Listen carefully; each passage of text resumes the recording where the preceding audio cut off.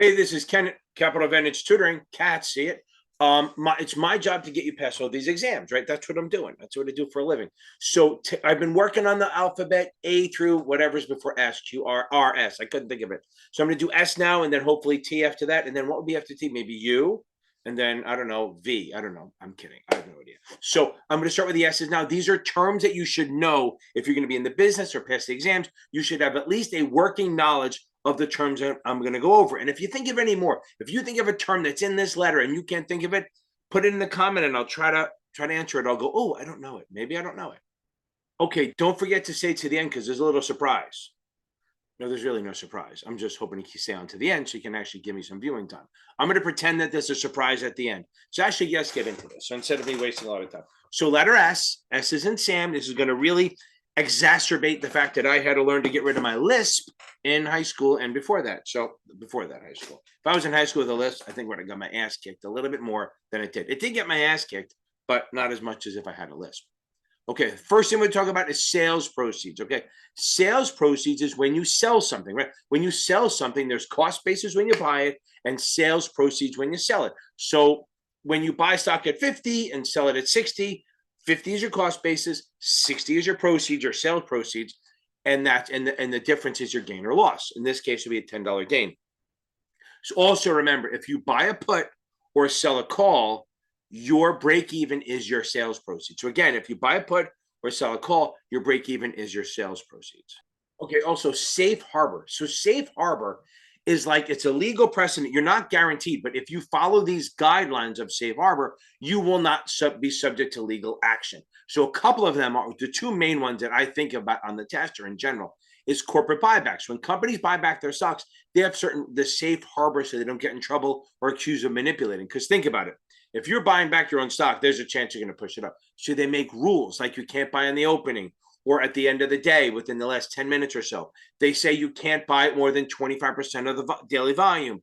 You can't buy in straight plus ticks. You can't push the stock up. You can only bid where other people are bidding or where it's already traded. So those are the safe harbor rules for corporate buybacks. The other one is for research. If you're going to do soft dollar, you can provide, as a broker dealer, you can do soft dollar, which is going to be in this video. Soft dollar is where you provide a service as a broker dealer and they pay you in the form of commissions. So the safe harbor rules are that's fine to do that as long as you limit it to what you're giving. You can't do hardware, you can't do rent, you can't pay the rent or salaries. But what you can pay under safe harbor rules are you can provide for research, you can provide for like access to a seminar, and you can provide software to help them allocate or do trades and stuff like that. So seminars, research, and software you can provide. If you do that, you're under the safe harbor where you won't get in trouble if you provide those things. Obviously, you can provide more things than those three, but those are under safe harbor. So again, safe harbor is like a legal precedent where if you follow the rules, you will be safe from being sued. Sales load or sales charge. Okay, same thing. Sales load is the amount you get charged. I prefer sales charge. Sales load sounds dirty. Sales charge is what you get charged for buying into a mutual fund. So if you buy into a mutual fund, you pay the NAV plus a sales charge equals the POP. The sales charge, the max is 8.5%, and they have breakpoints for stuff like that. We're not getting into it. We've talked about that before. So sales charge is what it costs to get into a mutual fund, and it's a max of 8.5%. Okay, S corporation. An S corporation is a pass-through entity, which means all the profits and losses pass through to the investors. My voice is disappearing. That sucks. Another S word. And then here's the thing. So it passes through all the gains and losses. It's like a partnership in a way, but it has some rules. It has a rule that you can't have more than 100 shareholders in it. If it's more than 100, then it doesn't work. It passes through, and all the investors have to be U.S. residents or human beings. They can't be corporations. If they don't meet that, then it has to be taxed as a corporation, where the actual corporation pays taxes. Okay, so if they don't meet the 100 or less, and the U.S. residents and or corporations, they can't have corporations. Think of it this way: they have to be U.S. resident human beings to be shareholders. If it's not that, they lose that protection and they have to become a corporation, a C corp in a way, and they have to or be taxed as a C corp, and they pay taxes. And then when they distribute, you pay taxes. So that would mean double taxation, which is not the purpose of these things. Okay, secondary market is where shit trades. Okay, there's a primary market, which is new issues. Then there's a secondary market where the stuff trades. And there's 4 markets in the secondary market. I'm not going to go deep into it. First market is the exchanges. Second market is over the counter. Third market, remember, anything on an exchange is listed. So third market is where listed shit that trades on an exchange actually trades over the counter. So third market is like an alternative trading system where stuff that trades on the stock exchange trades over the counter in addition to that. And then the fourth market is like ECNs and dark pools, and it's where institutions can trade with each other. So that's the secondary market. Now, a secondary offering is when, like, say Bill Gates owns a bunch of shares. Now, we know what a primary offering is, Microsoft issuing shares.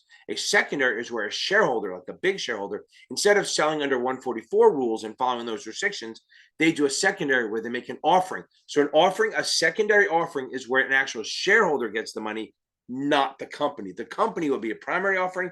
When a big shareholder sells their shares in the offering, that would be a secondary offering. Okay, a Section 457 plan is a non-qualified plan for like government-y kind of things, for like if you work at a hospital or a charitable union, stuff like that.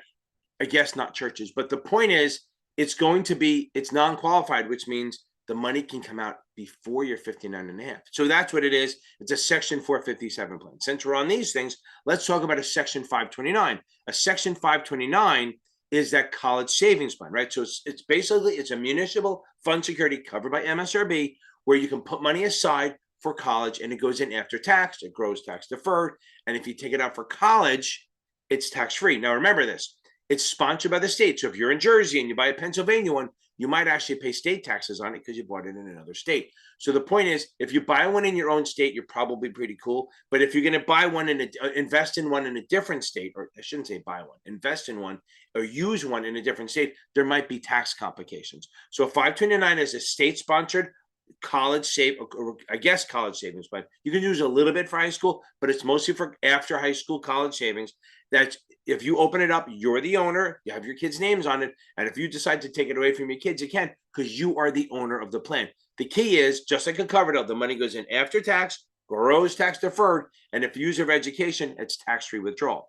A 529 ABLE plan is to support individuals with disabilities. You need to know that they must be disabled by the time they're 26 years old. The Securities Act of 1933 is all about issuing shares, non-exempt securities, and they have exemptions like Reg A, Reg D, stuff like that. That's what that's about. The SEC, the Securities Act of 1934 is about secondary market trading, manipulation, insiders, created the SEC, short selling, proxy rules, voting by mail, the exchanges and broker-dealers how to register, reports, manipulation, and stabilization. Those are all things under the Securities Act of 1934. The Act of 1933 is for primary and new issues. The SEC, the Securities and Exchange Commission, I couldn't think of the fucking word. The Securities and Exchange Commission is a government entity. FINRA is not a government entity. The NFA is not. That's the CFTC. So SEC is a government that regulates broker-dealers, agents, IAs, IIRs, and securities and exchanges. Anything to do with securities, maybe crypto at some point, but they regulate it. They're the ones who regulate it, and they use FINRA and CBOE and all these other DEAs to actually be their watchdogs for them, and then they come in at the end. So the SEC is the actual government overseeing anything to do with securities, agents, IIRs, broker-dealers, IAs, securities, and exchanges. So this one's a little out of order, but it's SIPC, SIPC, Securities Investor Protection Corporation. It's there in case broker-dealers or the broker-dealers go bankrupt. Every broker-dealer pretty much has to be a member. So what they do is they reimburse if a broker-dealer goes bankrupt, not fraud, that'd be Fidelity. If a broker-dealer goes bankrupt, they will cover up to $500,000 total per account. Up to $250 can be cash. Okay. So again, here's what happens just per account. So per person, I guess. So if I have a cash and a margin account, they combine them for the 500 grand. If I also have a joint account with my wife, that's an account. So if I have an account, I have a joint account, and my wife has an account. That's 500 each, not 1.5 total. That's 500 for my accounts, 500 for the joints, and 500 for her accounts or joint account. A Roth IRA is considered a fourth account. Another one. Keep that in mind. So they will cover up to $500,000 of security, $500,000 of which, not in addition, of which $250 can be cash. So you have $300 cash in your account, it's only getting covered on $250. Sector rotation. That's a strategy. It's active. Remember, if I die right now, sector rotation is active. By the way, if I die, what do? Yes, we share the shit out of this. So I go viral as a last thing. So now, sector rotation, okay, is when you think certain sectors of the economy will do better or worse depending on the business cycle. So maybe during economic boom, you would buy like retailers and stuff like that, and during maybe during a contraction, you'd buy more like pharmaceutical, healthcare, stuff like that. I guess healthcare, but like alcohol, food, stuff like that. Those are defensive securities. You would move it up and down based on what's happening in the economy. That's sector rotation. Now, a sector fund is a mutual fund whose investment objectives is focused on a specific sector. So they're riskier because they're less diversified. So what's a security? Well, literally anything the SEC says it is. But a security by the Howey definition, which is the Howey test, is an investment of money in a common enterprise with other people with risk or for profit managed by a third party. All four parts, I can't do this, all four parts, they're not building in a ship, it's a part, are going to be part of, you have to have all four parts, I'm stuttering like a fool, to become a security. And they are regulated by the SEC unless they're exempt. And even then, even if they're exempt, if it's a security, it may be exempt, but it's still subject to anti-fraud rules. SRO or DEAs. SRO is self-regulatory organization. DEA is designated an examining authority. They're literally the same thing. That's like FINRA, MSRB, CBOE, NFA. They are regulating the members of broker dealers and stuff like that under their charge on behalf of the SEC. The SEC will come in too, but they will send reports to the SEC. So they're not remember, they're non-governmental. SEC is government. FINRA, SROs are not. FINRA, CBOE, NFA are not government. Seller's option. So let's say I want to sell my stock, but I don't actually know when I'm going to have it to deliver. I can do a seller's option trade where I have up to pretty much 35 days. So I can't do it in T+2. So I can deliver anytime between T+3 and T+35 at my discretion. I have to give the buyer a warning, a day's warning, but it's basically you're going to buy that knowing that I don't know when I'm actually going to sell it, to deliver it. Okay. So I'm selling it now based on a price. You full well know that it's a seller's option, that you're not getting it on T+2, but it can be anywhere from T+3 to T+35 as long as I give you 1 day's warning. A secured bond is a bond that is backed by some sort of property or asset or something, so that if it defaults, the trustee who's named on this will sell the asset to pay off the creditors. So like a mortgage bond is backed by property. It's not a mortgage-backed security. It's a mortgage bond backed by property. They will sell the property if we default. A equipment bond is backed by equipment, trains, planes, shit like that, tractors. If I default, they will sell the tractors, trains, planes to pay the default, the creditors. And then we have, what's the other one? I can't think of the other one. I know you're screaming it. I can't think of it. Collateral. A collateral trust certificate is another type of secured bond that's backed by a portfolio of securities of other companies, right?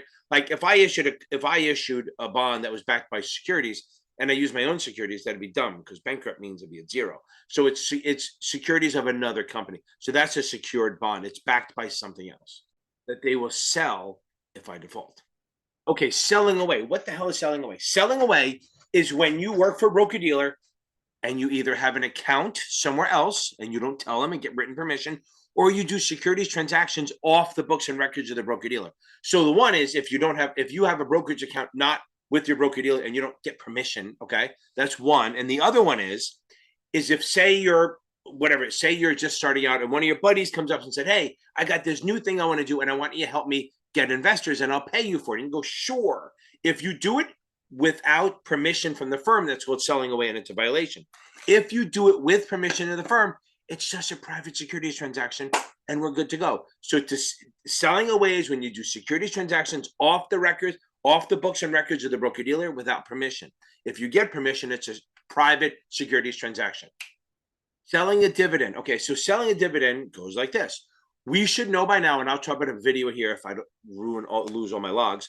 You know that if we buy the stock before the X day, we get the dividend. So representatives or agents or even IARs, depending what test you're taking, will try to get you to buy the stock before the X date to get the dividend. We're selling the dividend to you. We're using that as an advantage. That's a violation because there's no advantage to it. Because think about it. If you buy it before the X day, you pay a price and you're going to get like a 50-cent dividend. If you buy it on the X day, the price drops, or the base price drops by the 50 cents. They actually take the dividend out of it. So it's literally like no difference. It's almost like when you go to buy a car and they go, oh, hey, there's a $2,000 rebate. You can either buy the car and then we'll give you a check for $2,000, or we'll just take $2,000 off the price of the car. It's the same thing. But the reason it's wrong is because you're actually trying, on this dividend side, you're trying to sell them a thing that's not real. The other part of it is, if they get the dividend, they pay taxes, remember? So if you get money, you're always paying taxes. So if you buy it on the X day, you're actually just paying a cheaper price and you're not paying taxes till way down the road. And hopefully it's a capital gains rate and not ordinary income, which would be a dividend. So again, selling a dividend is trying to convince a person to buy the shares before the X date to get the dividend. It is a violation. Okay, what's a sellout?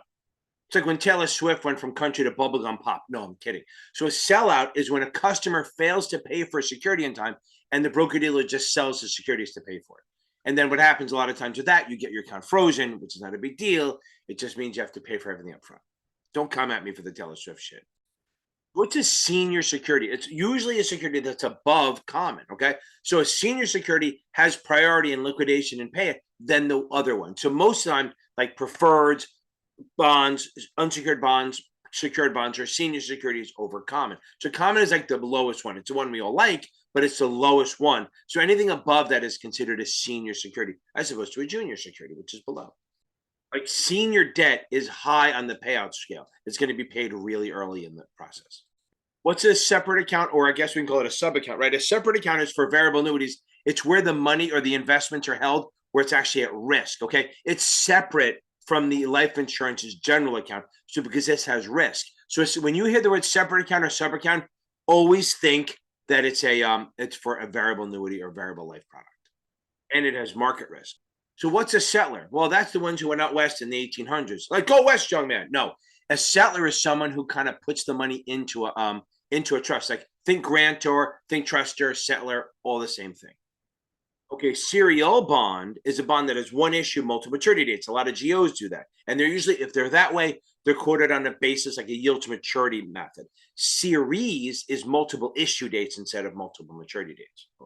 Series K preferred. What they do is they start with a fixed rate and then they go variable after like a certain amount of years, whether it's 5 or 7 or 10 years. So it starts off as a fixed preferred, and then at some point in the future it becomes variable and it loses its interest rate risk. Okay, Sharpe ratio. It determines whether you're getting enough reward for the risk you're taking. That's literally, am I getting enough reward for the risk I'm taking? But the way we figure it out is we take the return minus the risk-free rate, which is the 91-day T-bill, divided by standard deviation, which is risk or volatility. So we take the X, it's called risk premium, right? So we take the X, whatever you want to call over the risk-free rate. So we take the return minus the risk-free rate divided by standard deviation. That will tell us whether we're getting enough return for the actual risk we're taking. Okay, you will not have to do the math on it. Just know that that's what it's about. What's a sharing arrangement? Basically how partners will share the revenues and costs in a partnership. It's simple. Short sales. Now, we should know this by now, but a short sale is when you sell shares you don't own, which sounds weird, right? So basically what you're going to do is, you're going to hear the word basically a million times. I knew that, right? So short sale is when you go, say you don't like IBM, and I have it. So you come to me and say, Ken, can I borrow 100 shares of IBM? So I lend it to you. I lend it to you. You then go sell it in the market at $50. You have your $5,000. You hope it drops in price to like 40. You buy it back for the 4,000. You leave 1,000 in profit and you give them my shares back. So short selling is when you borrow shares, you have to borrow them and then you have to sell them and then hopefully buy them back at a lower price. The risk is that it goes up. Like if you watch GameStop or the new movie Dumb Money, I think they talk about that. You have almost unlimited risk. You have unlimited risk, but that's not really a thing. It's just in theory. So there's no limit to how high the stock can go, and you will eventually have to buy it back. On that note, short interest is twice a month, all the broker dealers report to all of their short positions, whether theirs or the customers, every time. Twice a month, I think on the 15th and the 30th. That was me. Who knows? It could be the 12th and the 18th. I have no idea. So they report it to FINRA, and then FINRA puts out what they call a short interest report, showing the percentages of short positions in each security, not who has it, but the total positions. And if you see a lot of short positions, it could be a bad thing. But if you see a very high short interest or really fast rising, that's actually bullish, because the more people are shorting it, the more people have to buy it. Okay. So eventually you're gonna have to buy it back. So what's going to happen is it might drive the price up. So short interest is the amount of shares short. It's percentage of the outstanding that's held, that's short. I don't say held short, it's short, of a stock. If you see a very short interest theory, is the theory that if the shorts go up too high, the short percentage is too high, then it's actually a bullish thing. Like with GameStop, again, think about it. It was 136% short. That means that 136% of all the outstanding shares were short, which again means that more shares were short than were actually outstanding, which is not supposed to happen. And that's why the stock ran to like 600 bucks. Okay, short-term capital gain or loss is a short-term gain or loss that's 12 months or less. If you hold a security for 12 months or less, it's a short-term capital gain. Also, remember, short sales are always short-term. So if you have a short position, no matter how long that thing sits open, even if it's 2 years, it is going to be a short-term capital loss or gain because short sales are always short-term. A simple trust is a trust that is called simple. I'm a dumbass. The reason it's called simple is that it must distribute all its earnings every year. So every year it distributes the earnings to its beneficiaries, as opposed to a complex trust, which can actually be allowed to build up and they don't have to distribute every year. So simple distributes every year, complex does not have to. Small cap securities, you won't have to know the numbers, but I'm going to tell it anyway. It's a security that has a market capitalization, which means shares times out the share versus the number of outstanding shares times the stock price of between 300 million and 2 billion. That's small. That's fucking crazy that up to 2 billion is small, but that is a small cap. So a short straddle is when you sell a put and sell a call at the same time. You take the premium in, you're looking for stability, you're looking for neutral, and you're hoping that the stock closes right at the strike prices so the options expire and you keep the premium, as opposed to a long straddle where you buy a call, buy a put, and you're hoping it moves more than the cost of the premium so you can make it back. Short swing profit rule is that if you're an insider and you buy shares of your company, if you buy shares of your company, you can sell it anytime you want. There's a holding period. But if you sell it for a profit in 6 months or less, you have to disgorge your profits back to the company. That's all it is. You're not in trouble. You just have to give your profits back. Well, you would be in trouble if you don't do it. But if you wait 6 months in a day, you can keep your profits. If you do 6 months or less, you have to give your profits back to the company. What's a sinking fund? So a sinking fund is when an issuer of a bond sets money aside on a monthly or quarterly basis. So what happens is they use that money to buy back or redeem or call their bonds or debentures or preferred stock. So a sinking fund is when a company, an issuer, puts money aside into like an escrow account, and that money is used to pay back or redeem or call the bonds at a future date. Soft dollar, I told you I would get to this. So soft dollar is when a broker-dealer provides a service for a customer, an investment advisor, or something like that. Now remember, broker-dealers can only get paid for transactions, commissions, markups, fees, only if they do a transaction. So this is kind of a loophole around that. I provide you advice or research, or I provide you software, or I provide you access to a seminar, and now you owe me. Hey, you owe me, okay? When I come for a favor, you have to pay me. That's a bad Godfather. Now, I'm going to stop it now. Hopefully I'll delete that. Who knows if I will. If I do that for you, you now owe me money. In my mind, you owe me 15, 20 grand. So what I'm going to do is if I normally charge you a penny a share to actually do trades, I will jack it up to 2 cents a share. And then as you give me transactions or reports, I'm going to charge you 2 cents a share. 1 penny of that goes to what you owe me. The other penny goes into my pocket as profit. So that's soft dollar. It's like a way around the not paying me for advice stuff and research. Because as a broker dealer, I actually can't sell research to you. I have to give it to you and then hope you give me business. So this is how we find our way around it. What's a solicitor? A solicitor is a person or a human being, whatever, that's job, it's either an employee or contracted by the advisor to find clients for the advisor. If it's a firm, they have to create an IA, they register on the state level, they create an IA, they have their own brochure, and when they go to a customer, they have to give their brochure and the investment advisor's brochure that they're doing. If it's an employee, like an individual, it's an IAR who just finds clients. I definitely had a few of them where they didn't work full time. Remember, the regulators do not care how you're employed. Remember that. They can try to trick you. They don't care how you're employed, as long as you're registered, if you're doing registered activities. They don't care if you're 1099, W-2 intern. If you're doing activities that require registration, they just want you registered. So this way you know the rules and they have jurisdiction. So again, a solicitor is someone who finds clients for an investment advisor. And they would register on the state level only, not the SEC, because the SEC does not believe soliciting is giving personal securities advice. So solvency and insolvency. Solvency is you have enough money to stay around, right? You have enough money. Insolvency, you don't, and you're pretty much bankrupt. Sole proprietorship, it's hard to explain this one. It's when you kind of incorporate yourself, but there's no protections. You're just creating your business. You don't even have to fill anything out. It's free, it's cheap, and it kind of just makes it so you can take deductions and stuff, but you have no limited, there's no corporate protection for you. If they come after you, they can come after you personally. So it's the great that you have no bosses, you don't have to share the commissions or profits or anything, but again, it's only you, and it dies when you die. What's sovereign debt? That's literally just bonds issued by other countries other than the US. A specialized or sector fund is literally just a bond that is focused mostly on a specific industry or sector or something like that. Specially designated nationals, the SDN list. Every customer that comes in, every person that works for you has to be run through that system to make sure that they're not a terrorist or other criminals, basically, or they're in charge of other countries where we're not okay with them. Okay, so that's what would be a special designated nationals list, and that's where it's all. We report their names on OFAC, and they tell us whether they're a problem or not. I literally every time we had a customer or somebody come in, I had to run their list on OFAC. It's fun. It's interesting. A special situation fund is like a fund that only invests when like takeovers, bankruptcies, mergers, stuff like that, like one-off things. They just to get a quick buck. Special memorandum account, or another one known as an SMA, is like your excess equity. It's not exact. It's when it starts that way, but when the stock drops, you lose some of your excess equity, but your SMA stays the same. Don't worry about it. You should know this by now. SMA is basically what you can borrow from the firm as your excess equity. It's the amount of equity you have pretty much over the reg team minimum, and you can borrow that and withdraw it. You can either borrow it and you can take it out like a credit line, or you can use it to buy more shares. A special tax bond is literally just a bond that is specific, it's limited to a specific tax source where they get the money from. That's it. It's not that hard.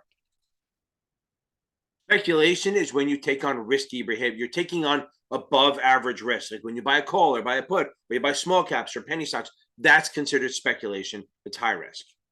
How about a spousal IRA? That's an IRA. So if you have a job and your husband or wife doesn't work, as long as you have enough income, you can open an IRA for your husband or wife, your spouse, and put money into it, as long as you have enough income for both. So if you're both under 50, you can put in $6,500 for you and $6,500 for them. Now it's in her name or his name, so that's fine. It's just you're putting it in for them because you have enough income. What's the spread? Okay, the spread is the difference between the bid and the ask, right? So if I'm bidding 42 and I'm offering at 42.50, the spread is 50 cents, not brain surgery. The S&P 500 is one of the more broad indexes. It covers a wide variety of like industrials, financials, utilities, transportation. It's 500 securities, and it's the index most people use. The VIX is based on it, and usually when people talk about what's going on, they look at the S&P 500. Yeah, people look at the Dow on TV. They mark it's up 50 points or whatever, but the Dow is really just 30 stocks, right? The Dow 30, it's 30 of the biggest companies in the world pretty much. So it's not a true indicator. The S&P 500 is a better indicator. Now, the Wilshire is like the whole market. It's like the broadest, but the S&P 500 is the one most people use. So what's a standby underwriting? Well, you have to go back a little bit. So if I do not a secondary, but an additional offering, I'm issuing more shares. I'm going to issue rights to my current shareholders so they have a chance to not be diluted. Well, they have to subscribe to the rights if they want to buy the shares. But if they don't, I have a standby underwriter who's on a firm commitment basis, will buy all the unsubscribed shares or rights to then sell them to the public for me. But that's a firm commitment. So if I have a standby underwriter and I do a secondary, not a secondary, a additional offering, I make that up, I'm guaranteed to sell the shares because that standby underwriter will buy them and then take them to the public. Standard deviation, literally just risk. It's volatility. High standard deviation is very risky, very volatile. Low standard deviation is not. So what does it mean when it's a standardized contract or standardized option, right? So that means they're traded on exchange. They have specific things like the strike price, the delivery month, the amount of contracts in each, amount of either commodities or shares in each contract, delivery month, stuff like that. Everything's standardized other than the cost and the premium. Statement that's literally a list of all your securities in your account, and it's quarterly. This is where people get screwed up. The only rule that the FINRA has for statements is quarterly. Everyone thinks if there's activity, it's monthly, but that's not a FINRA thing. That's a firm thing. All the firms do it, but the firms, there's no requirement other than penny stocks for them to do monthly statements. But all the firms do it, If there's activity, they do monthly. If there's not, they do quarterly. But FINRA doesn't care. They say as long as it's quarterly, you're fine. Statutory disqualification, SD. That's if you're basically you can't work for a certain amount of years. So if you are convicted with a felony in the previous 10 years, you are statutory disqualified. You cannot work for 10 years. If you're convicted, remember, convicted, adjudicated, pled guilty, nolo contendere, all those things, if you are guilty and convicted, you are of either any felony or any ethics or taking of money or bribery misdemeanor or securities misdemeanor, you are out for 10 years. Now you can ask for a eligibility hearing and have them let you back in, and then the firm just agrees to pay a fee every year and watch you harder, but you can get in somehow. But statutory disqualification pretty much means you can't work during that time. And it's only 10 years, unless you're really an asshole.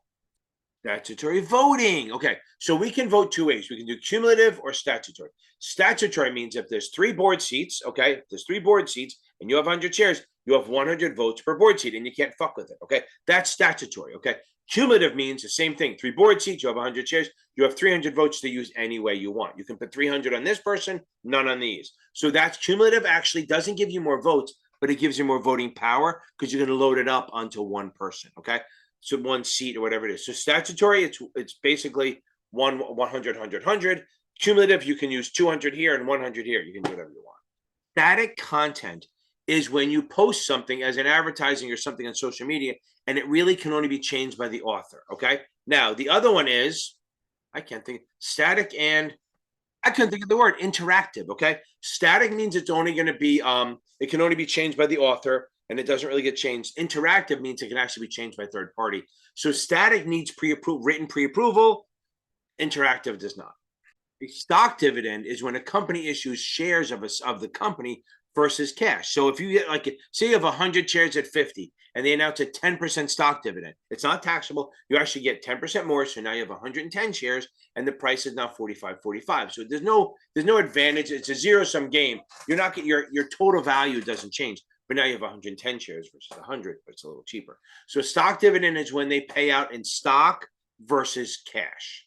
So a very large stock dividend. So if a stock dividend is more than 25%, it's considered a stock split. And so we all know when we read about, you see a stock split, you have 100 shares at 50, they just cut it in half, and now you have 200 shares at 25. You should know this. I have videos for this. So stock split is like a marketing tool to make the stock look more attractive. So if it's a $2,000 stock, maybe they go, God, nobody's going to buy it. So they're going to do a 5-for-1 split. So now for everyone who owned 100 shares, they now have 500, but it's only $400. But again, the value doesn't change. Stop order is when the administrator or the SEC effectively stop the sale of a security because there's something wrong. Street name. So street name is basically just, God, I say that word, is when you buy shares and it's held in the name of the broker-dealer. You're the beneficial owner, but it's held in the name of the broker-dealer to make it easier to settle and stuff like that. They're starting to move more toward the DRS, the direct registration system, which is still electronic, but allows for freely transferred securities, but it's in your name. A subordinated debenture is a bond. Debenture means unsecured. Subordinate means it's after the other debt. It's like the last thing paid before preferred. Now, I don't know if mezzanine, I think mezzanine actually falls below that. Mezzanine debt, it's not an S, but I'm throwing it out there, is debt that's right. Basically, it turns into equity when they go bankrupt. So it's the last thing paid before preferred. A successor firm, a successor firm is when one firm takes over another. It's what's left over after. That's a successor. Shareholders or stockholders' equity is net worth. It's total assets minus total liabilities. That's really what it is. Probably not tested a lot, but stopping stock is when if you put a customer order down to the stock exchange, the DMM or the specialist can tell the customer, listen, I'm going to guarantee you a price. You can say it's trading at 50 and the customer wanted to buy it at 51. The specialist doesn't want to trade at 51 yet. So they'll say to you, listen, we'll guarantee you 50. Go try to do better. And if you can't, then I'll just sell it to you at 50. So stopping stock is when a specialist guarantees a price to a customer, and then the customer can actually try to get a better price. And if they can't, they're guaranteed to get that price from the specialist. So there's no harm, no foul on that. So straight life annuity, different types of annuity. Straight life is literally, you know what an annuity is. You should know that you're going to get paid out for life. So what happens, straight life means it's only going to pay you until you die, okay? It's not joint with a survivor, which pays when you and your spouse die, or joint or period certain where it pays for a certain number of years. It's literally the highest payout choice. So you start annuitizing. If you trip and you hit your head on the brick wall, or you hit by a safe as you walk out of the office, they literally make one payment and keep the rest. That's the highest payout choice, the highest monthly payout, because it's the most risky for you. Although you're dead, so you don't really care. But the point is, again, it only pays until you die, and then it stops. Straight line amortization or accretion is basic depreciation, amortization, accretion, all that stuff is where you're taking, let's go through this. So let's say you have let's talk about depreciation instead of amortization and accretion. So if you have like a truck, say a $50,000 truck, and it's for your business, you get to depreciate it each year and write off that taxes, but you're going to do it in a straight line manner, meaning that let's say it's worth 50 grand and the IRS says it has a 10-year lifespan. So you're going to take 50 grand divided by 10, that gives you 5 grand.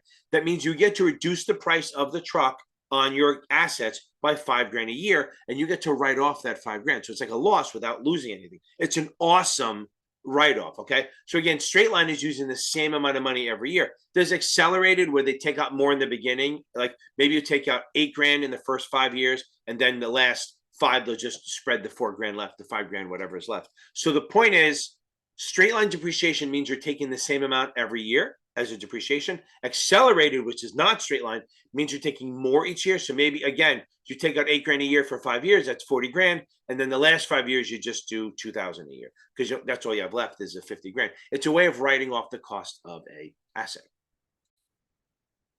Okay, strip is where you're going after you pass, right? I'm just going to get canceled for that. A strip is a long-term zero coupon by the government. Okay, so it's like up to 30 years. You buy it like $200-300, and in 15, 18, 20 years, you get you will get, what do you call it? You'll get the par value of 1,000. You get nothing during the life of it. Part of the problem is, since it's an OID, you must accrete every year, which means if it's not in a retirement account or some sort of account that's tax deferred, you're going to be paying taxes, what they call phantom income, on that money every year, even though you're not getting it yet. Okay, that's a strip. Long-term zero coupon, and by the way, FINRA and the regulators love it for college savings. Keep that in mind. So supply in economic theory is the available goods or products to be bought. Demand is the demand to buy them. Okay. So now supply side theory is an economic, I think it was Friedman who did it, believes that you give advantages to the corporations, tax breaks and stuff like that to the corporations. And then what happen is they will be more willing to invest in in corporations and facilities and equipment, and hopefully that'll create more jobs. So again, supply side theory believes that if you give tax breaks and incentives to corporations, they will hire more people. Then there's also support and resistance. Support, if you have a chart, like if you're a technical trader, say a stock trades between a range, like, hold on, let's say the stock is trading in a range between 50 and 60.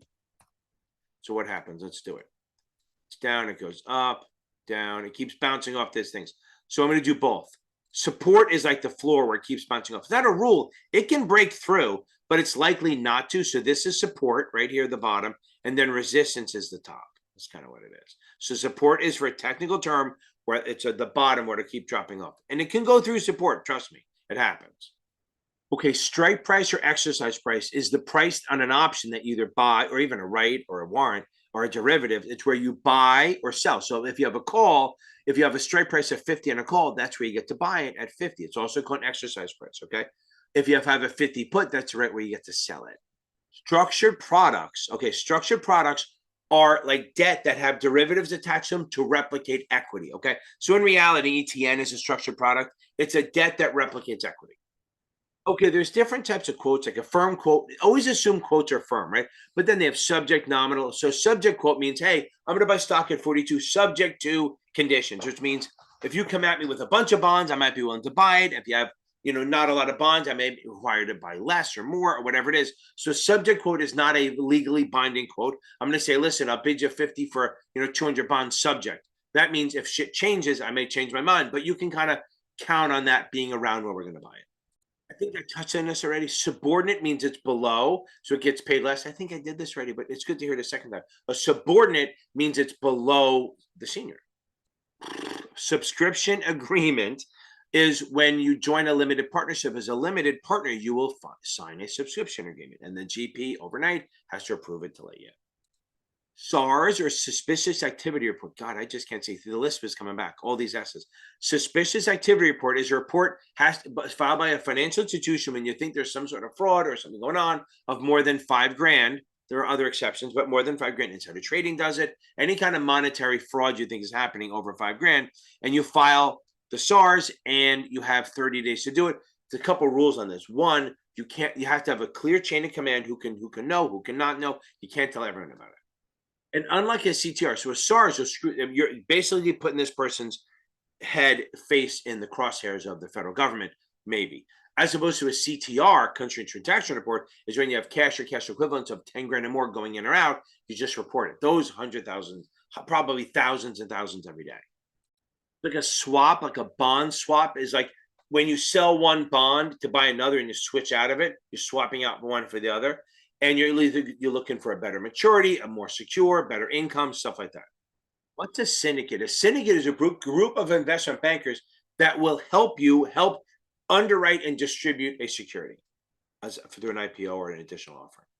Okay, last one. Systematic risk is a risk that, it's a market risk. You can't diversify it away. It's like there's nothing you can do about it, really. I mean, you can hedge, but you can't diversify it away. It's like market risk, okay? So if the whole market crashes, it's like, think of this system, systematic as a system, the whole system crashing, as opposed to non-systematic risk, which is like business risk. You can diversify that away. So systematic risk is non-diversifiable. Non-systematic is diversifiable. Yeesh, okay.